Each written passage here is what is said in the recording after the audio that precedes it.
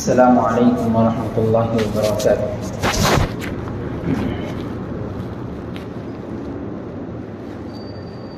الحمد للہ رب العالمین والصلاة والسلام علی سید الانبیاء والمرسلین وعلى آلہ واصحابہ اجمعین، اما بعد۔ قال اللہ تبارک وتعالی فی کلامہ المجید والفرقان الحمید: اعوذ باللہ من الشیطان الرجیم، بسم اللہ الرحمن الرحیم۔ ومن آیاتہ ان خلق لکم من انفسکم ازواجا لتسکنوا الیہا وجعل بینکم مودۃ ورحمۃ ان فی ذلک لآیات لقوم یتفکرون۔ وقال النبی صلی اللہ علیہ وسلم: اعظم النکاح برکۃ فیہا مؤونۃ ایسرھا مؤونۃ۔ وقال فی موضع آخر: وقال النبی صلی اللہ علیہ وسلم: النکاح من سنتی فمن رغب عن سنتی فلیس منی۔ صدق اللہ العظیم۔ حضرات سامعین، معزز دوستو اور گھر میں پردہ نشین خواتین اسلام، اللہ تبارک و تعالیٰ کا بہت بڑا کرم ہے، احسان ہے کہ اس نے ہمیں اتنی ساری نعمتوں سے نوازا ہے کہ ہم اس کا اندازہ نہیں لگا سکتے، جس کے بارے میں خود رب ذوالجلال نے قرآن مجید میں ارشاد فرمایا: وَإِن تَعُدُّوا نِعْمَةَ اللَّهِ لَا تُحْصُوهَا، کہ اللہ کی نعمتیں تو اتنی ہیں تم اس کو شمار بھی نہیں کر سکتے، تم اس کو گن بھی نہیں سکتے۔ اتنی ساری نعمتوں میں سے ایک نعمت جس کو ہم اور آپ نکاح کے نام سے جانتے ہیں، نکاح اللہ کے رسول صلی اللہ علیہ وسلم کی سنت ہے اور انبیاء کرام علیہ الصلاۃ والسلام کی سنتوں میں سے سب سے بہترین سنت نکاح کا التزام ہے۔ جتنے بھی انبیاء کرام علیہ الصلاۃ والسلام دنیا میں آئے، سبھی نے نکاح کیا۔ اب نکاح کا التزام خود انبیاء کرام سے ثابت ہے، اور اللہ تبارک و تعالیٰ نے قرآن مجید میں بھی ارشاد فرمایا، جو آیت پڑھی گئی: وَمِنْ آیَاتِهِ أَنْ خَلَقَ لَكُم مِّنْ أَنفُسِكُمْ، اور انہی میں سے اللہ نے تمہارے لیے جوڑیاں پیدا کی، بیویاں بنا کے دی، لِتَسْكُنُوا إِلَيْهَا، تاکہ تم ان سے سکون حاصل کر سکو، وَجَعَلَ بَيْنَكُمْ مَوَدَّةً وَرَحْمَةً، تم دونوں کے درمیان محبت بھی پیدا ہو جائے اور ہمدردی بھی پیدا ہو جائے۔ إِنَّ فِي ذَلِكَ لَآيَاتٍ لِقَوْمٍ يَتَفَكَّرُونَ، اللہ کی نشانیاں ایسی ہے کہ اس میں سمجھدار کے لیے بہت ساری چیزیں چھپی ہوئی۔ نکاح کا جب بھی مسئلہ پیدا ہوتا ہے اور نکاح کی جب بھی بات آتی ہے، تو اگر کسی کی اولاد میں بیٹی ہے تو بیٹی پیدا ہوتی ہی اس کے لیے رحمت ہے، لیکن جب وہ جوانی کی دہلیز پر قدم رکھتی ہے تو باپ کے ذہن میں زحمت بن جاتی ہے، تکلیف کی باعث بن جاتی ہے۔ اس کی سب سے بڑی اہم وجہ جہیز کی لعنت ہے۔ باپ کی سوچ، غور، فکر، تدبر اس جگہ پر جا کر پہنچ جاتا ہے کہ اب بیٹی کی شادی کرنا ہے، اس کے لیے لاکھوں کا روپیہ جمع کرنا پڑے گا، اگر پیسے نہیں بھی ہے تو کسی سے قرضہ لینا پڑے گا۔ کیوں؟ سامنے مانگنے والا جہیز کی ڈیلنگ کر رہا ہے اور بتا رہا ہے کہ فلاں جگہ پر مجھے فلاں کار چاہیے، فلاں گھر چاہیے، فلاں زمین چاہیے، فلاں زیورات چاہیے، فلاں گاڑیاں چاہیے، ساری چیزیں بچی کے باپ سے مانگ رہا ہے کہ یہ ساری چیزیں مجھے دیجیے۔ اور اللہ کے رسول صلی اللہ علیہ وسلم نے حدیث میں فرمایا: اعظم النکاح برکتاً ایسرھا مؤونۃ۔ اللہ کے رسول صلی اللہ علیہ وسلم فرماتے ہیں سب سے بابرکت نکاح وہ ہے جو آسانی کے ساتھ ہو، جس میں پریشانی نہ ہو، جس میں مصیبتیں نہ ہو، سب سے بابرکت نکاح وہ ہو۔ لیکن ہمارے ماحول کے اعتبار سے خاص طور پہ پورے جتنے علاقے ہیں، آپ مہاراشٹر، تلنگانہ، سب کے سب دیکھ لو، سب سے زیادہ اگر کہیں عیش پرستی کے ساتھ شادی ہوتی ہے تو وہ حیدرآباد دکن ہے۔ تھوڑی دنوں پہلے، ایک مہینہ یا اس سے تقریباً پہلے، مولانا خلیل الرحمان سجاد نعمانی صاحب حیدرآباد تشریف لائے تھے۔ ان کے بیان کی ٹاپک ہی یہی تھی کہ مسلمان اپنے پیسے، اپنے روپیوں کو فنکشن ہالوں میں اور جگہ جگہ پر فضول خرچی میں مبتلا کر رہے ہیں، ایسا نہیں کرنا ہے۔ پوری خواتین اسلام کے سامنے بیان ہوا اور اللہ کے رسول صلی اللہ علیہ وسلم نے فرمایا نکاح میری سنت ہے، النکاح من سنتی فمن رغب عن سنتی فلیس منی، نکاح میری سنت ہے، جس نے نکاح کو چھوڑ دیا وہ مجھ میں سے نہیں ہے، ہم میں سے نہیں۔ اب نکاح کرنے کا طریقہ خود اللہ کے رسول صلی اللہ علیہ وسلم نے بھی بتایا۔ اللہ کے رسول صلی اللہ علیہ وسلم حضرت صفیہ کے بارے میں آتا ہے کہ آپ ایک غزوے سے واپس مدینہ منورہ تشریف لا رہے تھے، آپ نے نکاح کر لیا اور ولیمے کی دعوت کی، ستو پورے صحابہ اکرام کو جمع کر کے ستو کھلایا اور وہی ولیمہ تھا۔ اور حضرت فاطمہ کے خود نکاح میں اللہ کے رسول صلی اللہ علیہ وسلم نے صرف منقع پیش کیا تھا، پینے کی ایک چیز ہوتی ہے وہ صرف رکھ دیا گیا تھا اور کوئی چیز نہیں تھی۔ بعض لوگوں نے گھی کا بھی شمار کیا ہے، ملیدے کا بھی شمار کیا ہے کہ میٹھی چیز بھی شمار تھی۔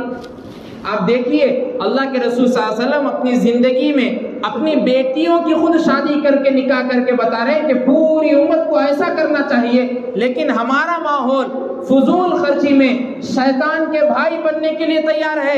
اللہ تبارک و تعالیٰ قرآن مجید میں ارشاد فرماتے ہیں ان المبذرین کانوا اخوان الشیاطین، فضول خرچی کرنے والے شیطان کے بھائی ہوتے ہیں۔ 1 لاکھ 2 لاکھ میں آج کے معاشرے کے حساب سے شادی ہو جائے گی، لیکن باپ یہ چاہتا ہے، آگے سے ڈیمانڈ ہوتی ہے کہ اگر بیٹی کا فنکشن ہال چھوٹا رکھا جائے تو میرے تو مہمان بھی نہیں آئیں گے، آپ بڑا فنکشن ہال لو۔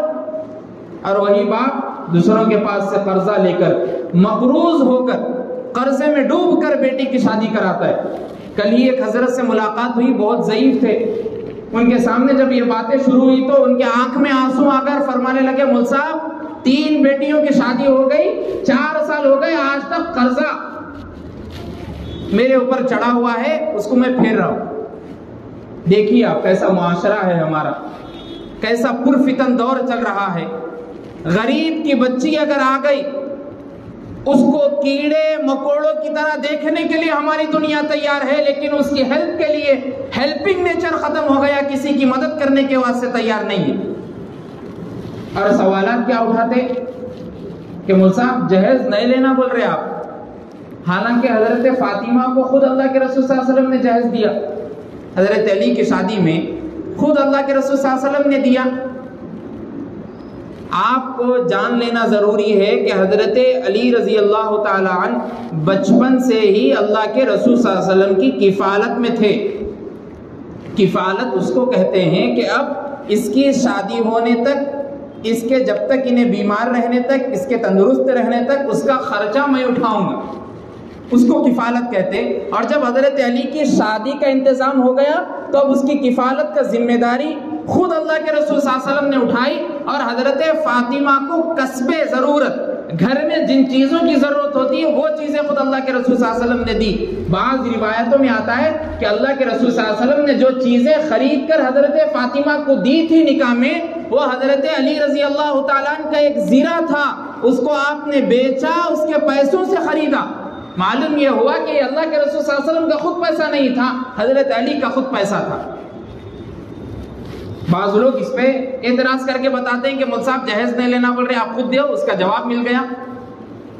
اب آپ دیکھیے کئی شادیاں جو ٹوٹتی جا رہی ہے یا تو نکاح کی بے برکتی کی وجہ سے، اور اللہ کے رسول صلی اللہ علیہ وسلم نے فرمایا جس نے نکاح کیا تزوج العبد فقد استکمل نصف الدین، جس نے کسی بندے نے نکاح کیا اس کا آدھا دین مکمل ہو گیا۔ آدھا دین مکمل کرنے کے لیے اللہ کے رسول صلی اللہ علیہ وسلم نے کہیں بھی یہ نہیں کہا کہ فلاں چیز تم خرید لو، فلاں چیز تم لے لو۔ ایک نکاح آسانی کے ساتھ ایک کھجور کے برابر بھی ہو سکتا ہے۔ اور اگر آپ کو سادگی دیکھنا ہے تو صحابہ کرام کی زندگی کو دیکھیے۔ حضرت عبد الرحمن بن عوف رضی اللہ تعالیٰ عنہ، اتنے بڑے صحابی، مجلس میں آ کر اللہ کے رسول صلی اللہ علیہ وسلم کے پاس بیٹھے اور اللہ کے رسول صلی اللہ علیہ وسلم نے آپ کی زرد، آپ کی کرتے کے اوپر ایک زردی لگی ہوئی تھی، اس کو دیکھ کر کہا کہ عبد الرحمن بن عوف کیا تم نے نکاح کر لیا؟ عبد الرحمن بن عوف نے کہا ہاں میں نے کھجور کی گٹلی کے برابر مہر دے کر نکاح کر لیا۔ اس کے بعد اللہ کے رسول صلی اللہ علیہ وسلم نے مسکرایا اور مسکرا کے کہا اولم بشاتن، ولیمہ کرو اگرچہ بکری کے برابر بھی کیوں نہ ہو۔ اللہ کے رسول صلی اللہ علیہ وسلم تمام صحابہ کرام تمام دنیا کے لیے نمونہ ہے، آئیڈیل ہے، لیکن عبد الرحمن بن عوف کی شادی کے نکاح کے اس آپ تجزیے کو دیکھیے، عبد الرحمن بن عوف نے اللہ کے رسول صلی اللہ علیہ وسلم کو بھی نہیں بلایا۔ وجہ کیا ہے؟ سادگی کے ساتھ نکاح کرنا ہے۔ لیکن ہمارا معاشرہ کیسا ہے؟ 300 پورے کارڈ چھپتے، اس کے بعد اگر انہوں گاؤں میں بھی ہے تو ان کو گاؤں میں جا کر دیا جاتا، اگر نہیں دیں گے تو انہوں منہ کھلا لیتے، انہوں رس جاتے۔ آپ دیکھیے صحابہ کرام نے کس طریقے سے شادی کی، کس طریقے سے نکاح سادگی کے ساتھ کیا۔ اور ولیمے کی جب بات آ جاتی ہے تو فلاں ایٹیٹیوڈ میں آ کر بچے آج کل کے نوجوان ایسے گمراہ ہوتے جا رہے ہیں کہ بھائی 1 لاکھ کا فنکشن ہال نہیں، ہم 2 لاکھ کا لے کے اچھے سے اچھا نکاح کریں گے، اچھا سے اچھا ولیمہ کریں گے، ایک سے ایک ڈش بنا کر ہم لوگوں کو کھلائیں گے۔ اور وہاں جب 2 لاکھ کا 1 لاکھ کا فنکشن ہال لے کے فضول خرچی کر کے صرف مالداروں کو بلایا جا رہا ہے، اس میں غریب کا کوئی نام و نشان نہیں ہے۔ اللہ کے رسول صلی اللہ علیہ وسلم کی حدیث ہے، آپ بخاری اٹھائیے، اللہ کے رسول صلی اللہ علیہ وسلم فرماتے بدترین قسم کا کھانا وہ ہے جس میں صرف مالداروں کو بلایا جائے اور غریب کو پیچھے چھوڑ دیا جائے۔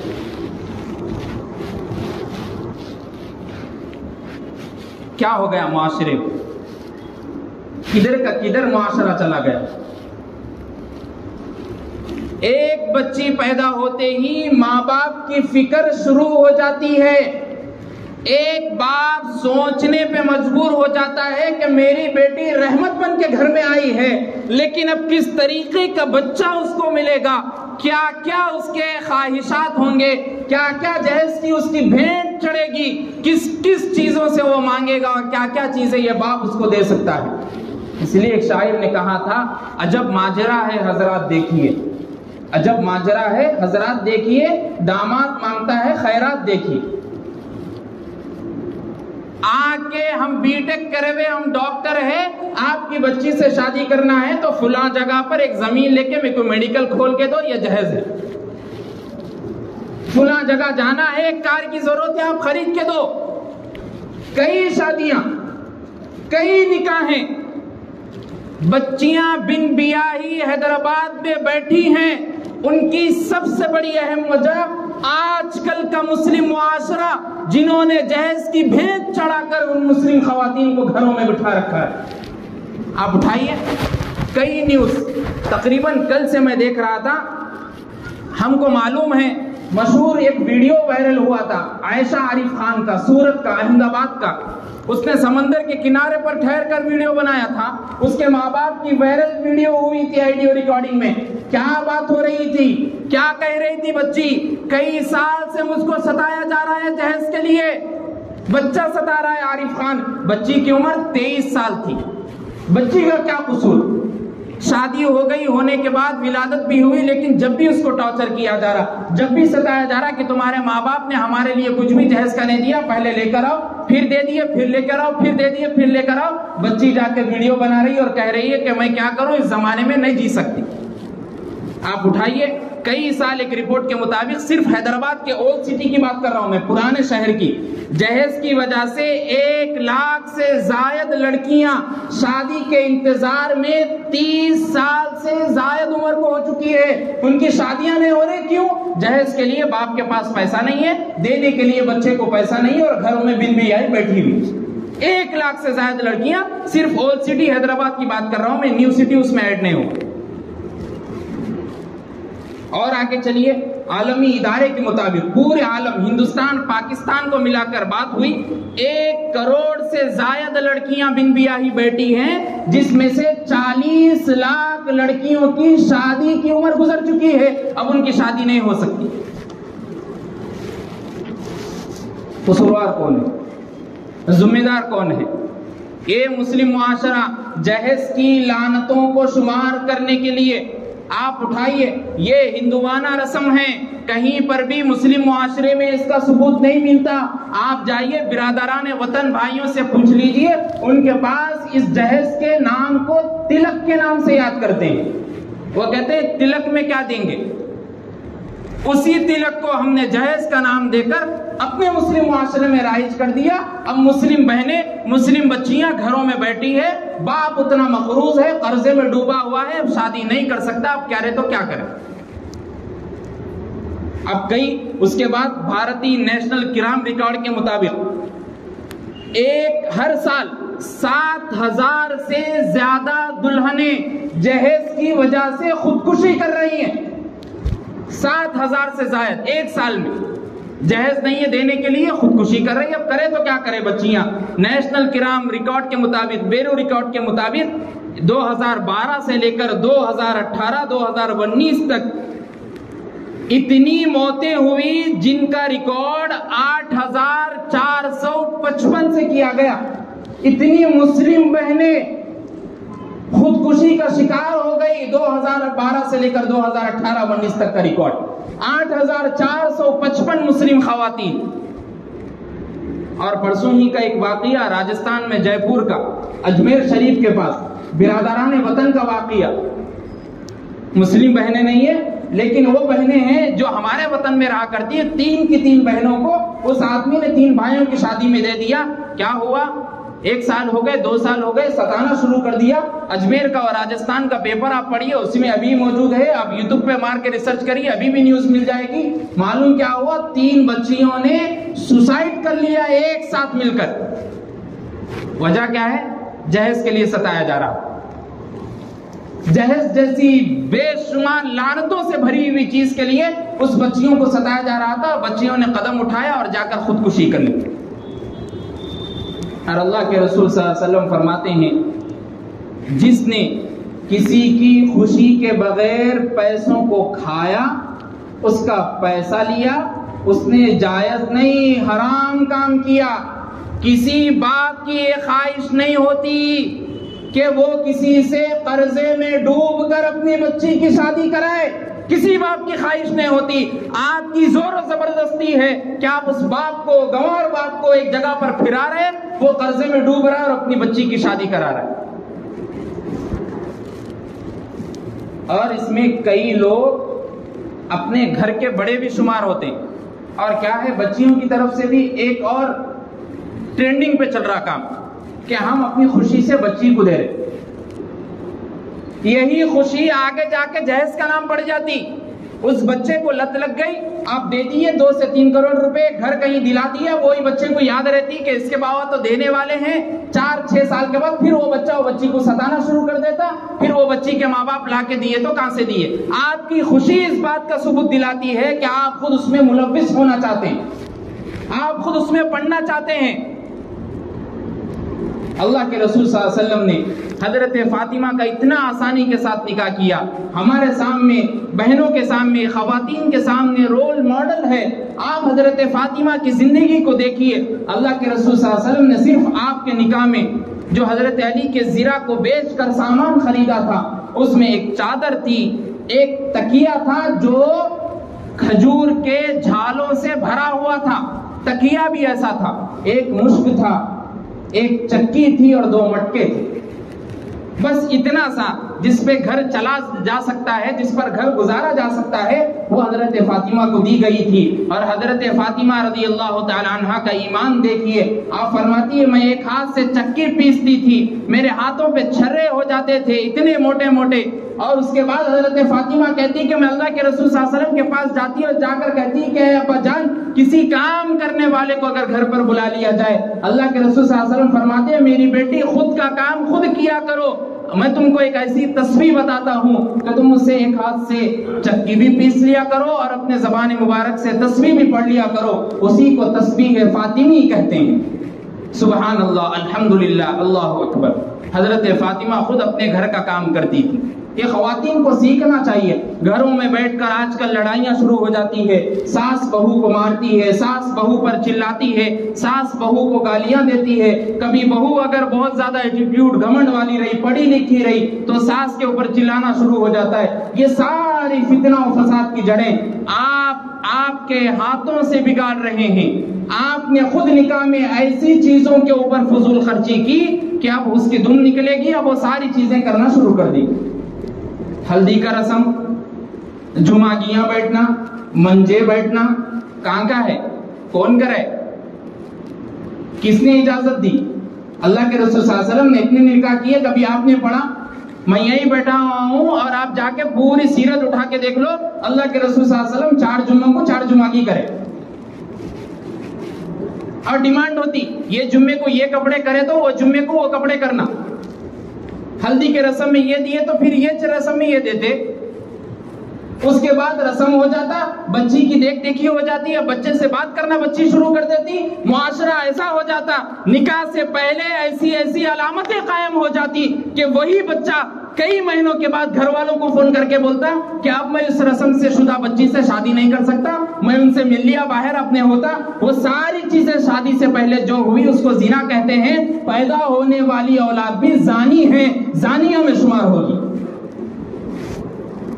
آپ نے رسم کرا کر ان لوگوں کو کھلی چھوٹ دے دی اور باپ فخر سے بولتا کہ میری بچی کا رسم ہو گیا، بچے کا رسم ہو گیا، اب دونوں ایک گاڑی پہ بیٹھ کے جا سکتے، کہیں بھی گھوم سکتے، گارڈن پھر سکتے، زو پارک جا سکتے، کہیں بھی جا سکتے، ایک ایریا چھوڑ کے دوسرے ایریا کو پھر سکتے.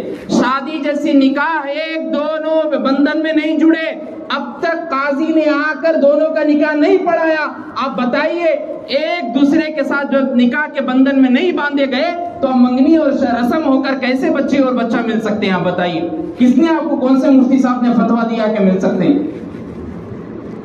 اور کئی بچیاں، مسلم معاشرے کی بچیاں، پرسوں کی نیوز ہے 3 دن پہلے کی، پروگریس ہائی اسکول کی بچی، شمع نیوز پر آپ دیکھیے، 15 سے 16 سال کی بچی انجن بولی پروگریس اسکول سے نکلتی ہے اور نکلنے کے بعد ویڈیو کہاں تک دکھایا گیا؟ فلک نما ریلوے اسٹیشن تک لاسٹ. اس کے بعد آج تک بچی کا پتہ نہیں ہے. 4-5 دن سے اس کے ماموں مامیاں گھوم رہے ہیں. بچی گئی تو کہاں گئی؟ آپ نے اس کو برباد کر دیا. ماں باپ بیٹھ کر گھروں میں بیٹھ کر ٹی وی لگا کر ایسے سیریلوں میں ملوث ہوتے ہیں، ایسے فلموں میں ملوث ہوتے ہیں جس میں صرف عیاشی، فحاشی، عریانیت سے بھری ہوئی ہے. بچہ بچی وہی بیٹھ کر دیکھتے ہیں. جب ماں باپ بگڑے ہوئے ہیں تو بچی بھی جا کے باہر ویسے ہی کرنا شروع کر دیتی، اور اس کے بعد باپ کرے تو کیا کرے؟ آپ نے خود اپنی بچی کو بگاڑ دیا، آپ نے خود ٹی وی لگا کر فون ہاتھ میں لے کے بگاڑ دیا. کئی مسلم معاشرے، آپ تقریباً اٹھائیے، نیوز اٹھائیے، پڑھیے، روزانہ اخبار پڑھتے رہتے ہیں، ہم روزانہ دیکھتے رہتے ہیں. کئی نیشنل کرائم کے ریکارڈ کے مطابق تقریباً 18 سے زائد بچیوں کا ریپ ہوا، زنا ہوا. وجہ کیا ہے؟ وجہ یہی ہے کہ آپ نے اپنے اولادوں کی صحیح سے دیکھ بھالی نہیں کی، نگرانی نہیں کی. جب وہ جوانی کے دہلیز پر قدم رکھ رہے تو سب سے افضل طریقہ یہ ہے، اللہ کے رسول صلی اللہ علیہ وسلم نے فرمایا النکاح، نکاح کرا دو بچے کا، نکاح کرا دو بچی کا. اللہ کے رسول صلی اللہ علیہ وسلم فرماتے ہیں صحابہ کے سامنے کہ میاں بیوی کا ایک دوسرے سے شہوت کرنا صدقہ ہے. صحابہ کرام نے عرض کیا اللہ کے رسول صلی اللہ علیہ وسلم، آپ ہماری شہوت کو ہم دور کر رہے ہیں، اس میں بھی ایک صدقہ ہے، اس میں بھی نیکی ہے. اللہ کے رسول صلی اللہ علیہ وسلم نے فرمایا کسی آدمی کسی جگہ، حرام جگہ اپنے عضو کو استعمال کرتا ہے تو وہ زنا میں شامل ہو جاتا ہے. اگر اس نے نکاح کے بندھن میں بن کر اپنی شہوت کو پورا کر لیا تو اس کے لیے کیسے نامہ اعمال میں نیکیاں نہیں لکھے گی؟ اس طریقے سے آپ کی بچیوں کی شادی کرائیے، بچوں کی شادی کرائیے، نکاح کرائیے. افضل طریقہ ہے.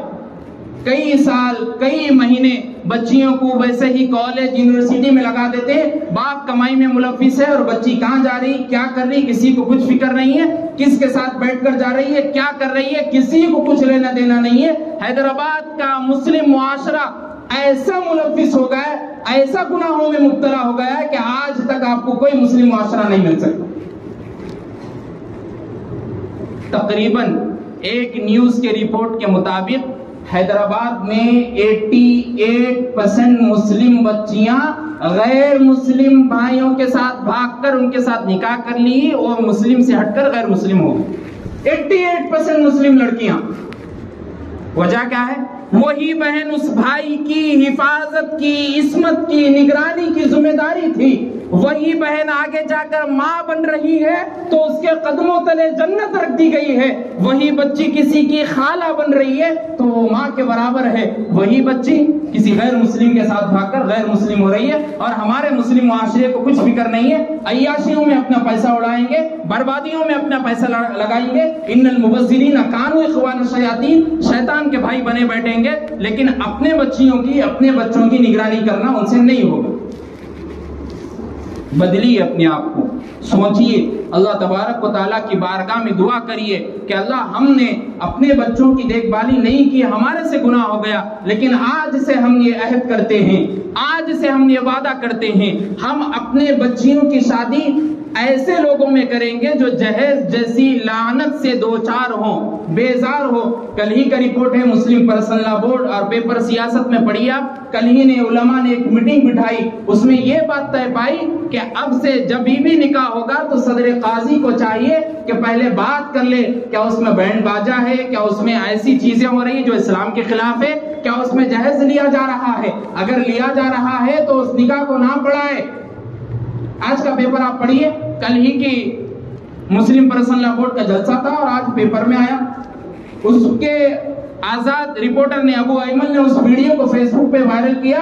उसमें एक बच्चा कमेंट कर रहा है, क्या कमेंट कर रहा है, और बच्चा भी नहीं है, नौजवान है, उनकी फोटो से मालूम हो रहा है वो क्या कमेंट कर रहे हैं। हम बोल देंगे काजी साहब को नहीं रखे, कुछ भी बाजे वाजे जहेज नहीं लिए, असर में निकाह पढ़ा देंगे और रात में नाचेंगे। उन्होंने क्या कर दिया बाकी निकाह होने के बाद? ऐसा है हमारा मुस्लिम माशरा, जो भी नहीं रहेंगी कान पे।